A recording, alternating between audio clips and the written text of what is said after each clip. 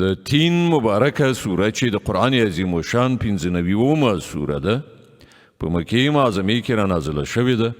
8 مبارک آیاتونه لري. تلاوت او پښتو ترجمه یې له لومړي آیت څخه اورئ. اعوذ بالله من الشیطان الرجیم.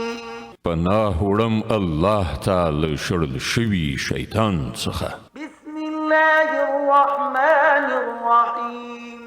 د الله په نوم چې ډیر زیات مهربان پورا رحم لرونکی دی.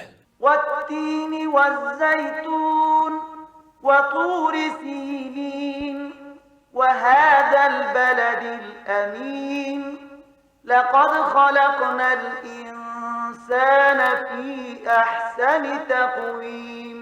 قسم په انځر او په زیتون او د سینا په غره او په دې له امن څخه ډک ښار مکې باندې په حقیقت کې موږ انسان تر ټولو نه په ډیره ښه بڼه او تر ټولو نه په مناسب هیئت پیدا کړ.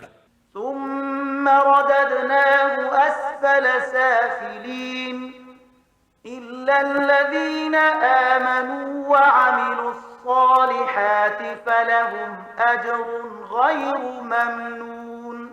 بیا مو هغه په چپه راړولو له ټولو مخلوقاتو څخه په ډیره ټیټه مرتبه وګرځاو پرته له هغو کسانو چې ایمان یې راوړ او ښه عملونه کوي چې د هغو لپاره هیڅکله نه ختمېدونکی اجر دی.